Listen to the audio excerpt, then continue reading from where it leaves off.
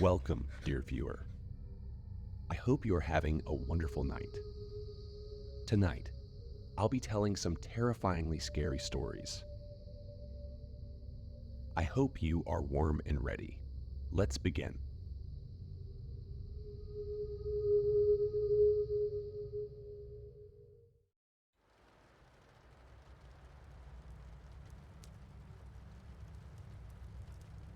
Three months ago, I learned of my uncle's passing. We weren't particularly close, but he left me one of his houses in the will. I was touched, but I just wanted to sell it off. I'm a fairly new father of twin girls and don't need another thing to manage right now. To speed up the process, I decided to travel across the country to live in the house until a sale was assured. My job just requires a laptop and phone, so I was approved to work remotely for the time being. Unfortunately, my wife had to stay at her job, so I had to come alone. At first, I treated it as a mini vacation. I had hoped it would only last a week, but the process was more involved than I thought. I had a realtor take care of most things, but after a month, I'm still here. I noticed things going wrong right away. Stuff was never where I last placed it. I'd see shadows out of the corner of my eye. I've lost track of time constantly. I thought it was caused by stress, loneliness, except for the few times the realtor came by with prospective buyers. The house was the quietest place I had ever been. Before I completely lost my mind, the neighbor came by with a dog. She was an elderly woman who explained that she had been dog sitting while my uncle was in the hospital. Now that I was here, she thought I should take Buster, the golden retriever. I thought the neighbor might have been forgetful, because she seemed to think my uncle had just passed last week. Either way, I fell in love with Buster, and his presence was exactly what I needed. I even thought it would be a tremendous present to bring home to my girls. I just hoped my wife would feel the same way. However, even the dog could tell something was wrong with the house. Buster accepted his new living arrangements pretty quickly, but would never willingly go upstairs. This was all right with me at the time. I thought it would make it easier to keep track of him. Then Buster disappeared. Literally 1 second later, he was standing right behind me as I was opening the treat jar to give him a snack. My eyes left him for just a moment to put the jar back, and then he was gone. I ran through the whole house, calling his name. The kitchen was connected to the living room, and on the other end of that was the master bedroom and study. The other end of the kitchen led to a dining room, which was connected to the entrance hall that also led into the living room and stairs to the second floor. After walking upstairs, you had a choice of right or left along a balcony that overlooked the living room on one side and the entrance on the other. Going left led immediately to a guest room and a game room. Going right led to 2 more guest rooms and a bathroom at the end of the hall. I looked in every room and had to accept that somehow the dog made it outside, even though there was no doggy door and every door and window had been closed and locked. So I searched the surrounding neighborhood for another hour before giving up. I was thinking about making flyers when I opened the front door and heard Buster scrambling towards me from the kitchen. I was ecstatic, of course, but I just couldn't wrap my head around how I could have missed him. I let Buster sleep in bed with me that night. In hindsight, it was a huge mistake, but it made me feel better at the time. Things picked up at work though, and I soon forgot about all the strangeness surrounding this house. Clients called me constantly, but we were getting a lot done, and I landed multiple large contracts in a row. I was working around the clock, but I knew I'd be due a promotion once I returned to the home office. Several times I'd get lost in a phone call or spreadsheet and suddenly find that it was nighttime. I'd be so absorbed with work that I would block out Buster whining for food or to go outside. I started to set alarms to keep track, but I had too many important clients to slow down. I was on top of the world, but my health was starting to suffer. I'd forget to eat and even sleep sometimes. There was always something else to do or someone to talk to. I even got better at taking care of Buster. Better than I was taking care of myself, at least. Then my good mood ended with a bang. Literally. Buster was whining behind me as I finished another spreadsheet. Then we both heard a door slam upstairs. For the first time since I brought him inside, Buster ran upstairs by himself. I almost called the cops, but I felt silly with the phone in my hand. I started to doubt that I had heard anything at all. And if there were an intruder, surely Buster would have been making more noise. So I mustered all the courage I could manage and crept upstairs with a frying pan as my weapon. It was dark upstairs, but enough moonlight was coming in from the downstairs windows for me to make out Buster standing in front of the bathroom. I had purposely closed every door when I last came through here, looking for the lost dog, but this door was now wide open. I flipped on the hallway light, but nothing happened. With no better ideas, I raised my frying pan high and walked slowly to the bathroom. There was no window in here, so it was pure darkness inside. I was terrified. Bizarrely, Buster just looked frozen. His tail stood straight up, and he just stood there, pointed towards the door. I tried to take it as a good sign that he still wasn't barking. That's what finally got me through the threshold and into the bathroom.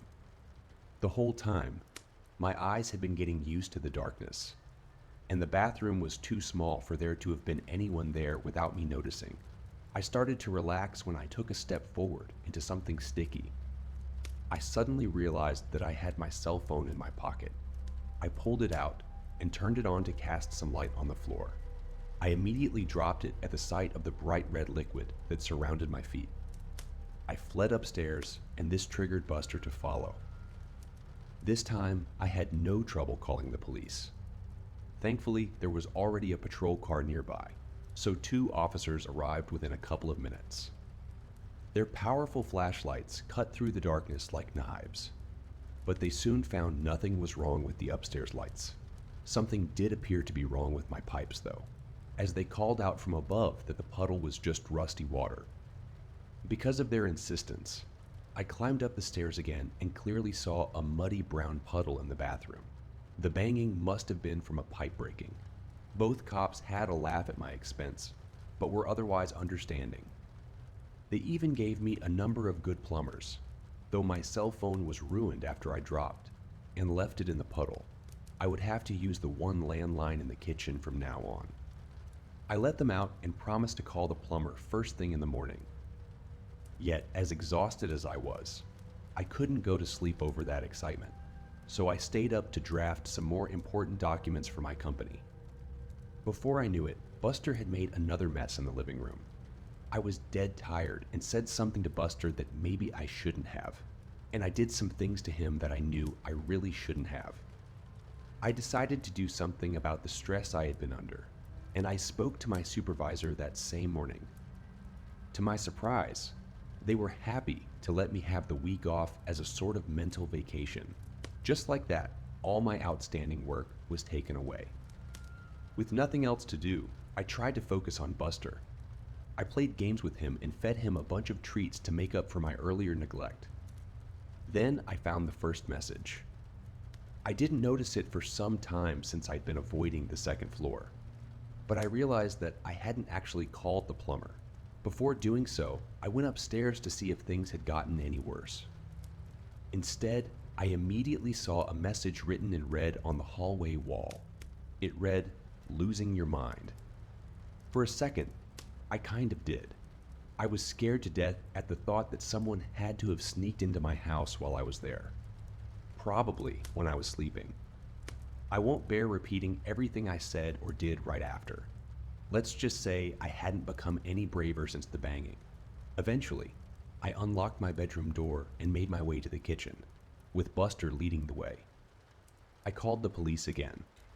Those same 2 officers were able to show up, and then slowly, we cleared every inch of the house, yet we found no one. Everything was locked. There was no sign of forced entry.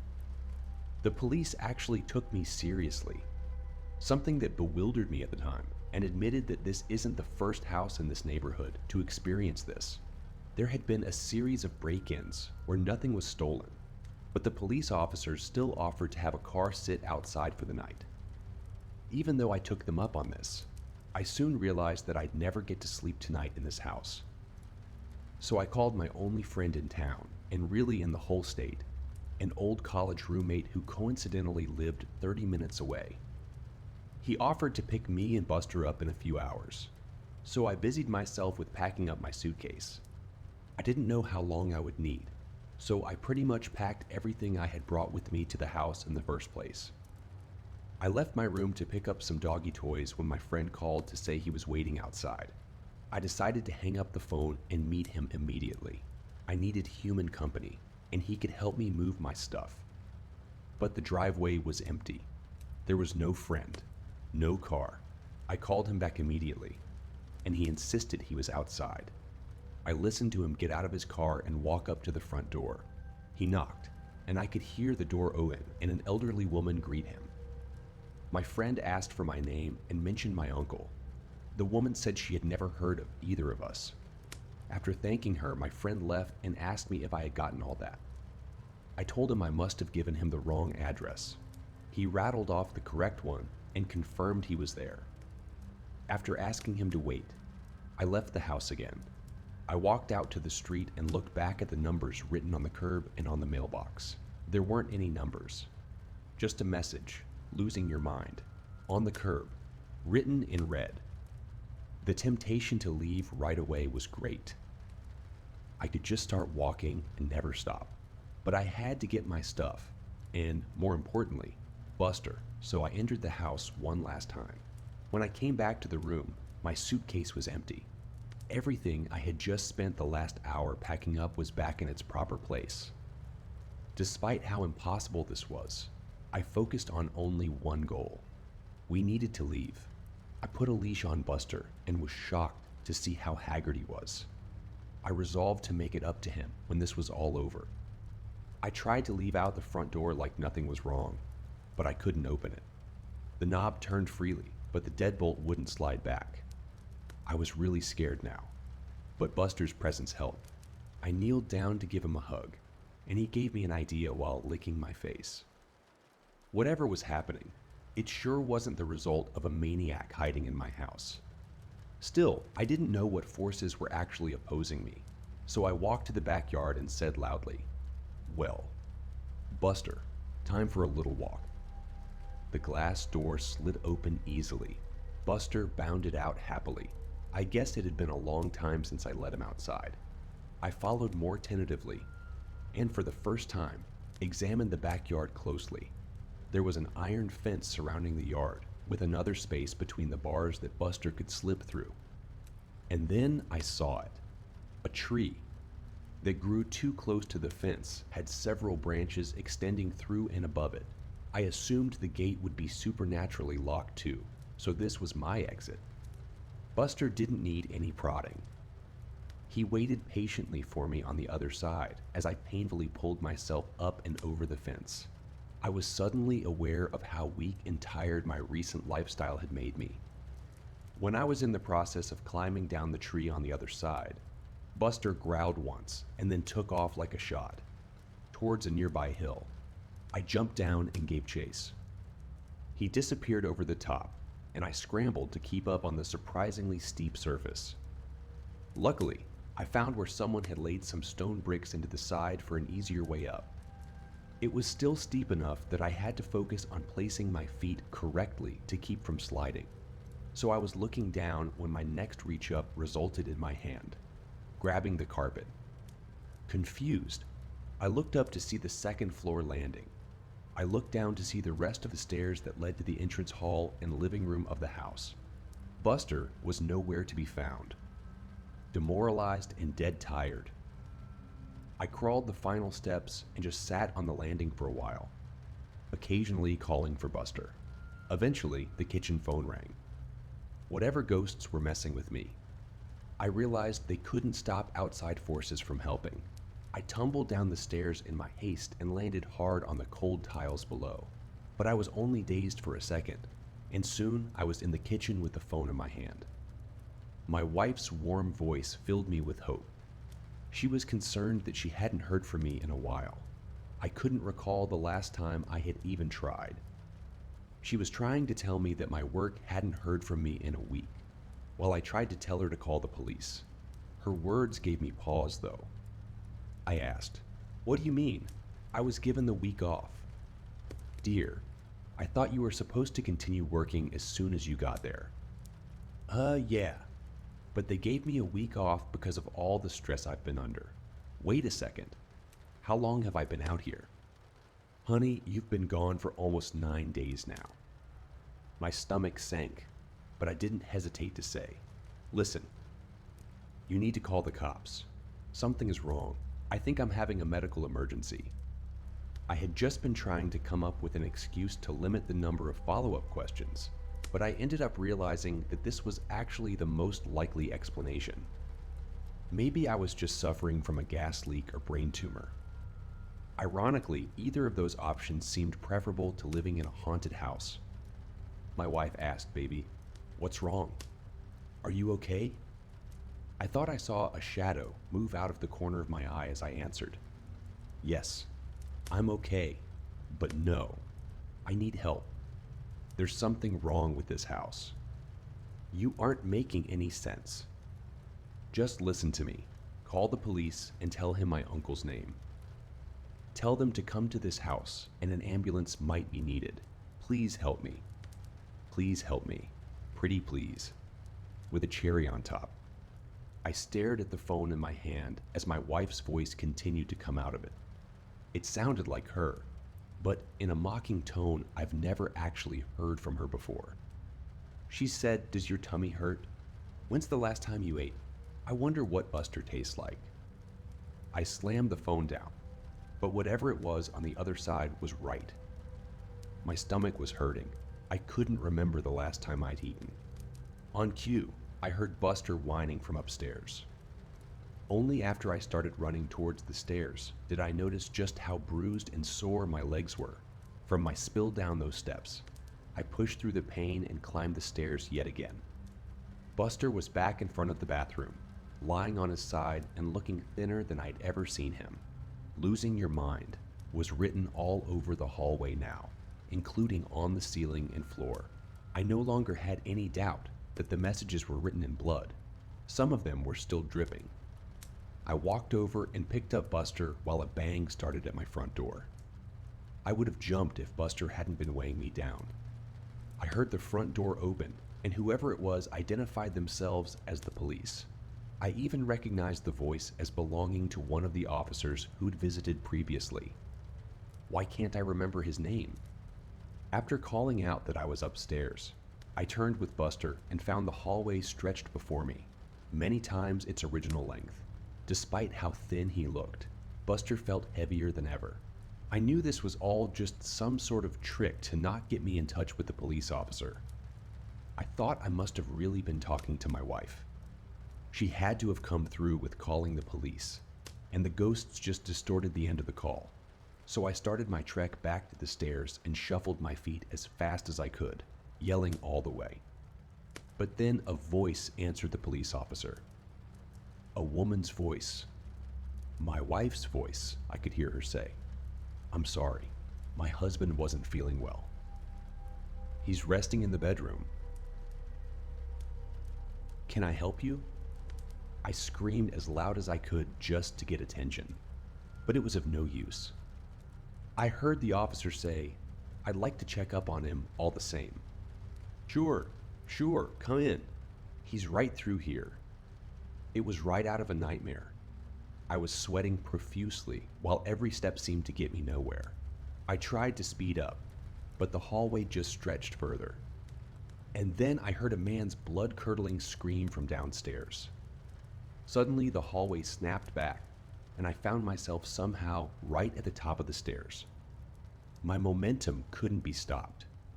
I fell down the stairs and landed hard. On top of Buster. He howled in pain, but at least he was alive.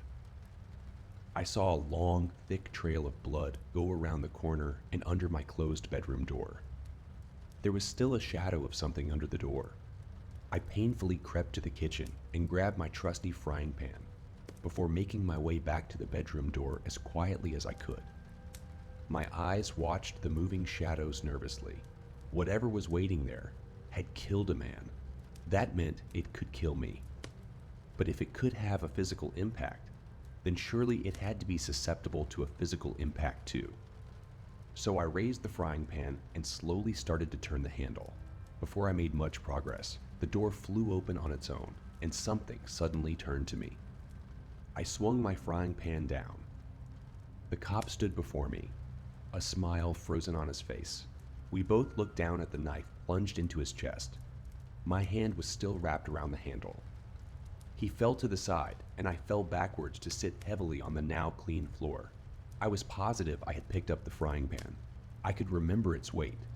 But now I also remembered going to the kitchen and pulling out the knife. I seriously wondered if I was losing my mind. I looked down to find that I had the knife in my hands again. I dropped it at once and crawled back to check on Buster. He wasn't moving.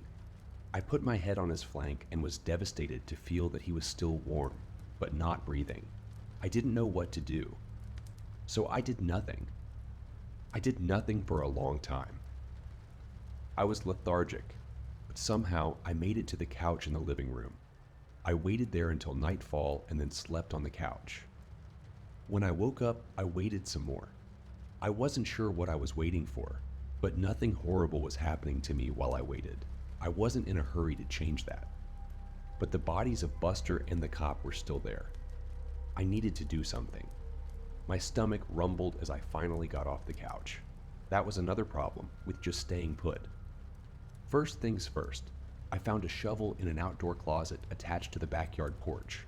Digging the hole was exhausting, so I settled on just burying Buster now.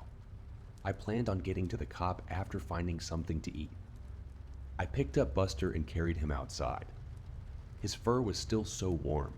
It was hard to believe he was gone, but there was no life behind his big brown eyes.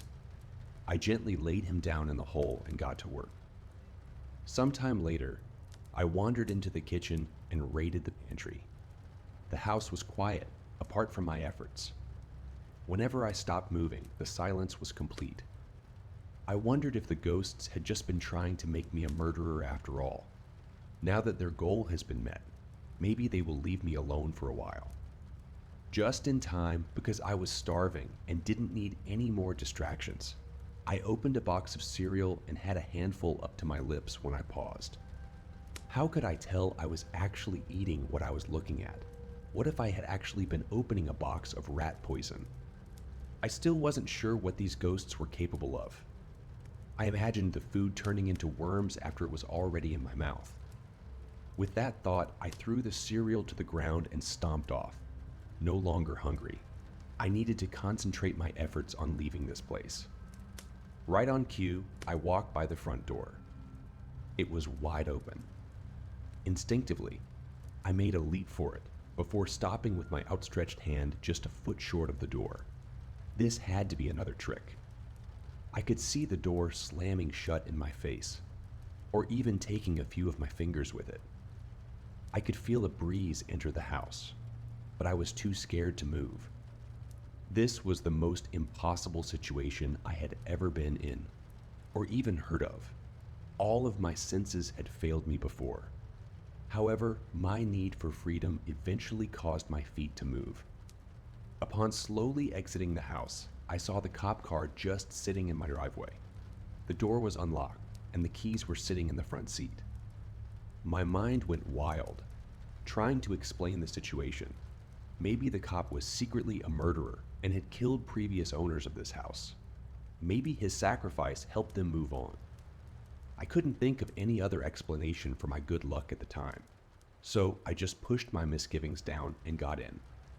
I drove out of the neighborhood without incident, but I had new problems. I was in an unfamiliar city, driving a cop car with no money or other belongings on me, and I had no idea what to do next. So I kept driving. It felt good to be free of that house. It felt good to see the sun, so I kept driving, on and on. Left turn. Right turn. Left turn. Right turn. I have no idea where I'm going.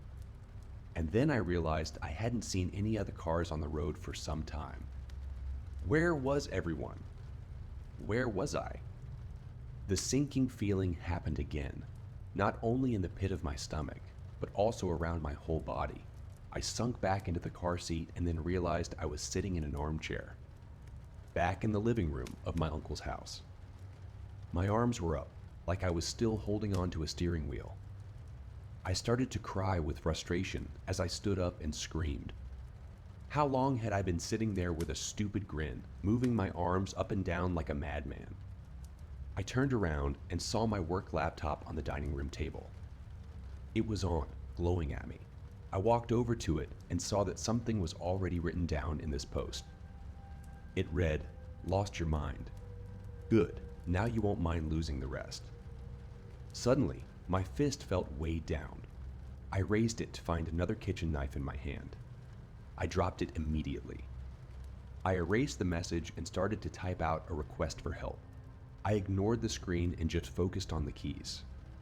But I kept hitting them wrong, and another message slowly formed. "I'm sorry. I've disappointed you all.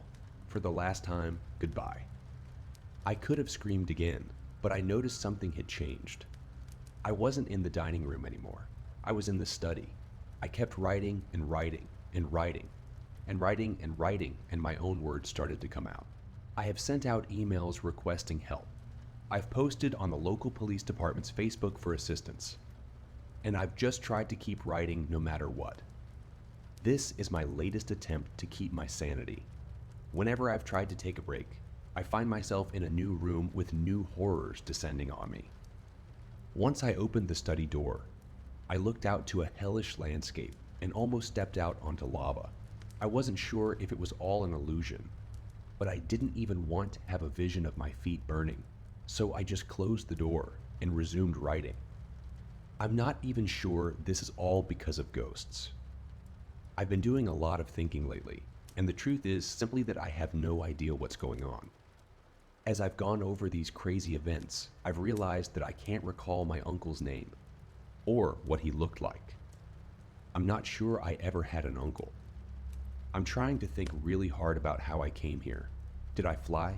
Drive? I can't remember. Have I always been here?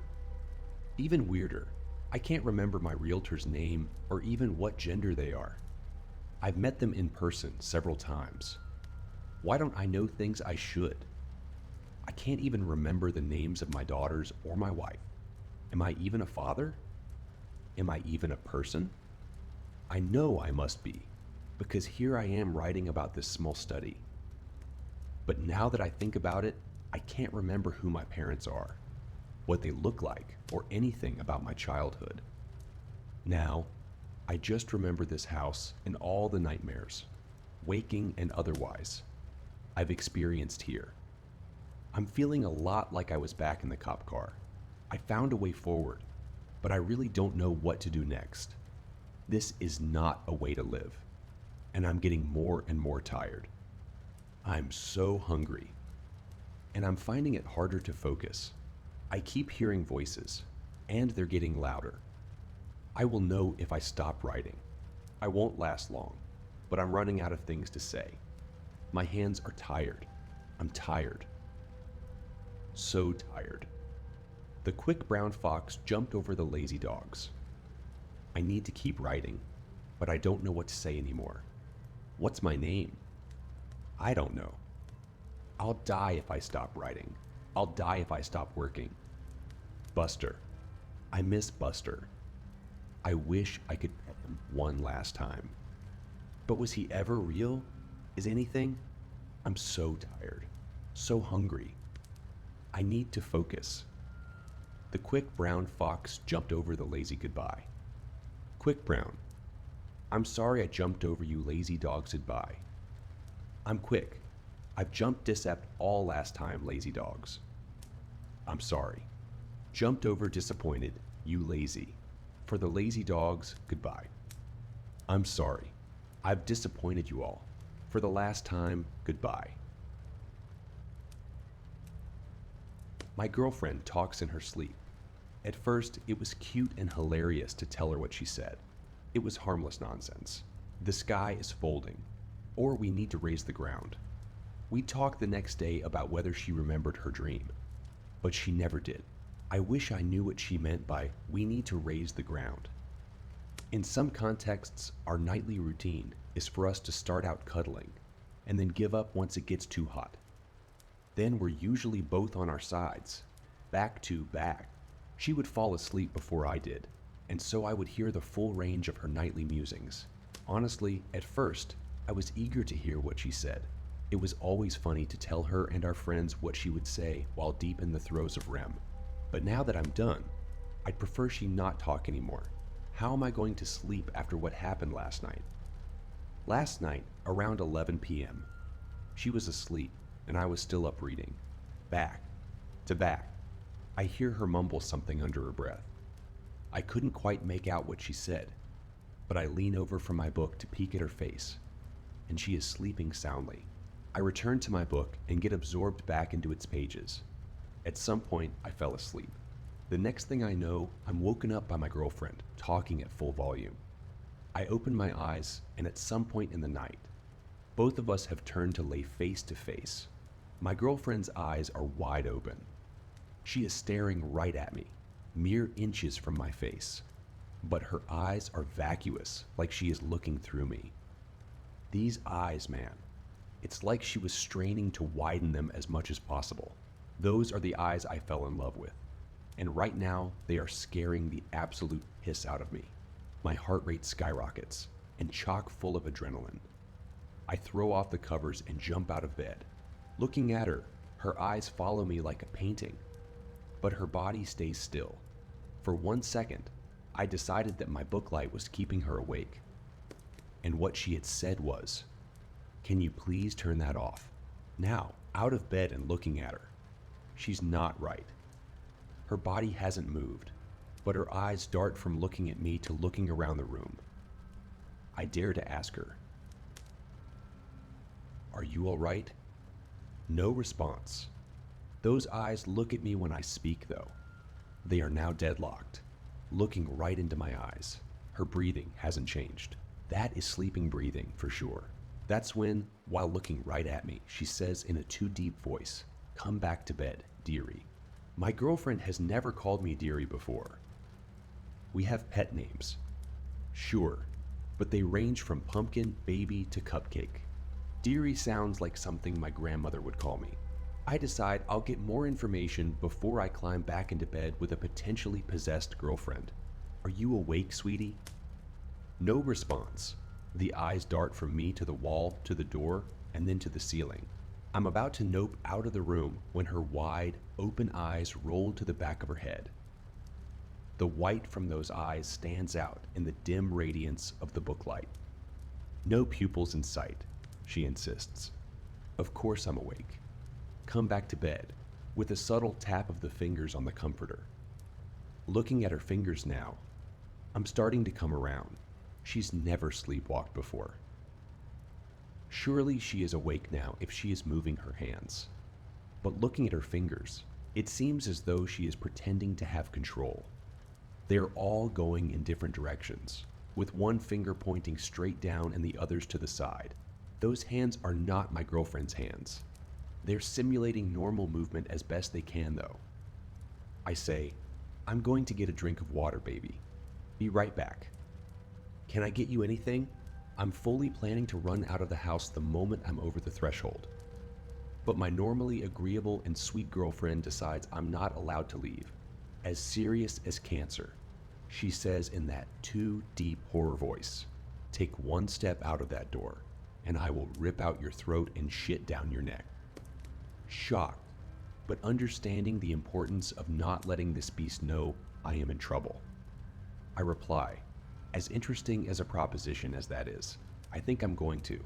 And thinking quickly, I grab my water bottle from the nightstand. This doesn't please my girlfriend, as she decides to start screeching and fingering her way towards me. It is a supernatural scream, so high-pitched and bird-like that I feel as though my neighbors 3 houses down were going to ask us if they heard that last night. As fast as I can muster, I unscrew the lid and douse her in water, like I knew what I was doing. Her eyes close, her garbled appendages normalize, and she is back asleep. I'm going to sleep on the couch for a while, maybe forever. She'll understand when she's awake. I don't like to talk about what happened 15 years ago. I don't even like to think about the fact that on January 7th, 2008, Sarah Collins, a beloved member of the community, left home to run an errand and was then never seen again. It was a huge case back then. Everyone seemed to want to know what happened to her, but no one was more desperate for answers than I was. Sarah and I had been married for 5 years. I knew as soon as I met her that I wanted to spend the rest of my life with her. She had one of those smiles that just lit up a room. That's why it was so hard to believe that such a beautiful, successful woman had seemingly disappeared. They hadn't even recovered her body. 15 years later, and they still didn't have a shred of evidence. Not a tire track or even a fingerprint. Nothing. The police put out an appeal, but no one came forward. Somehow, not a single person had seen her. It was like she had just vanished without a trace. I think about Sarah a lot. I could never quite bring myself to take down the photos of her from around the house. Sarah's bright face still smiles down at me from every room. There's one photo of her from our wedding day that I really love. Looking at it is like looking straight at her. It captured her perfectly. 2 days ago, I found myself staring at it, really getting lost in the details. Her eyes, the way the corners of her mouth were lifting into a smile, the small dimple on her left cheek. I was looking at it so intently that I almost didn't notice the phone ringing. It was the landline phone, which was odd, as no one ever called me on the landline anymore. It's all mobile nowadays. When I looked at the caller ID, it was an unknown number. I shrugged and picked it up anyway. It was probably just the bank calling to confirm something. The call took a moment to connect, but when it did, I heard a strange rustling sound on the other end of the line. Hello? I wasn't in the mood for any prank callers. Is anyone there? Hello? Daniel. Thank goodness. I finally reached you. The voice on the other end of the line was a woman's voice, shaking and breathless. Daniel. It's Sarah. Are you there? When I heard her name, it was like my heart had stopped beating for a moment. Sarah, my Sarah. But that was impossible. Sarah had gone missing 15 years ago. Whoever this was, it was not my wife. I don't know who you are, but you're not Sarah, I hissed into the phone coldly. Stop calling this number. I had dealt with a lot of these calls, especially when Sarah first went missing. Artists, fraudsters, or anyone who wanted to manipulate a grieving husband. I knew none of them were my wives. No, Daniel. Wait, you have to listen to me. It's me. Sarah, you have to believe me. She was sounding shrill and desperate now, even a little hysterical. The lengths that people go to in order to sell a lie are astonishing. Why are you doing this? I asked angrily. It's been 15 years since my wife disappeared. What do you want from me? For a moment, the woman on the other end of the line didn't respond. I was beginning to think that the call had been disconnected when she finally spoke. Daniel, please. It's me. It's your wife, Sarah, the woman begged. I'm telling the truth. It's me, she continued to plead. But I'd had enough. I wasn't going to listen to this lie anymore. Don't call this number again, I firmly told her, hanging up. I thought that would do it. She wouldn't be likely to call me again. I assumed it was all over. The next day, I asked a friend to help me repair my plumbing system. He was a good friend. I'd known him since college. He'd been there for me when Sarah disappeared, getting me through it. We were both taking a break, catching up on the important events in each other's lives when my landline phone began to ring again. Sorry, I have to take this. It might be important, I said, getting up from my seat and making my way to the phone. I noticed that the call was coming from an unknown number, just as it had the day before. I didn't make a connection right away. After all, it could have just been the bank this time around. I picked up the phone and I heard the same rustling sound. It was unsettling in a strange way. I almost felt like I'd heard it before. I just couldn't put my finger on it. Hello. I was already beginning to get a good idea of what this call was, and I wasn't happy about it. I told you not to call this number. Daniel. Daniel. Thank goodness I finally reached you. The very same words that she had said the day before Daniel. It's me. It's Sarah. Are you there? It was undoubtedly the same woman. I don't have the time for this, I hissed into the phone. I know you're not Sarah. Stop calling me.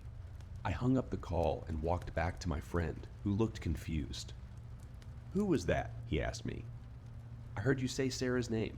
Is everything okay? It was some prank caller trying to pretend to be Sarah, I told him, rolling my eyes. I thought that I had left it all behind. I even changed my phone number. I don't know how this woman got hold of my new one. Pretending to be Sarah, my friend echoed. That's really strange. Did you tell anyone about it, like the police? No. I shake my head. There's no need. It's just someone trying to cause a bit of drama. They probably want money or something like that. I made it clear that was the end of the conversation. I didn't want to continue talking about it, bringing up harmful reminders of the past. I woke up the next day not expecting to get any more calls from the unknown number. I made it very clear that I wouldn't be participating in her charade. However, I was quickly proven wrong. As soon as I started to walk downstairs for a glass of water, the phone rang again. I thought about letting it ring, but I had a better idea. I was going to issue a much stronger warning to the caller and even threaten to get the police involved if the calls wouldn't stop. That would scare her. I was certain of it. I picked up the phone, hearing the very same eerie rustling. I couldn't explain it, but it made a shiver run up my spine. Finally, the call connected. It was just the same as the other times. The same pathetic monologue. Daniel, Daniel, Daniel, thank goodness I finally reached you. Maybe it was even a recorded message. Daniel, it's me. It's Sarah. Are you there? If you don't stop calling this number, I'll have no choice but to involve the police, I told the caller. This is harassment. If you want money, try conning someone else. Before I could even give the woman on the other line a chance to answer, I hung up the call. Hopefully, this would show her that she wouldn't be manipulating me. I could see right through her elaborate scam. I was sure that my warning would stop the calls from coming in. I was so sure of myself that when I was woken by a loud, persistent ringing sound the next morning, I didn't even think to connect it to the unknown number calls. I first assumed it was my alarm waking me up, but when I turned to look, I saw that the alarm hadn't gone off yet. That was when I reached the conclusion that it was the landline phone. I rushed down the stairs, wanting to tell the caller that I would be taking police action and wanting to catch the desperate scammer. Fortunately, I got down there in time and picked up the phone. Holding it to my ear, I heard that creepy rustling that I had become familiar with. It still made my heart beat faster, just for the few seconds until the call connected. Daniel, Daniel, thank goodness I finally reached you. The usual message of hysteria came through the phone. I was well used to hearing it by now. Daniel, it's me. It's Sarah. Are you there? I gave you a warning. I said that if you called again, I would be taking legal action. I spoke into the phone loudly so that whoever was on the other side would be sure to hear me. You've gone too far now. I have to do something about this. I waited for the woman to respond. Daniel, no, it's me. I'm not lying to you. I would never lie to you. Daniel, it's me, Sarah. Your wife, it's me. I can't stand the high-pitched whine of her voice. You're not Sarah, I told her bitterly. I know you're not Sarah. I will be taking action. Goodbye.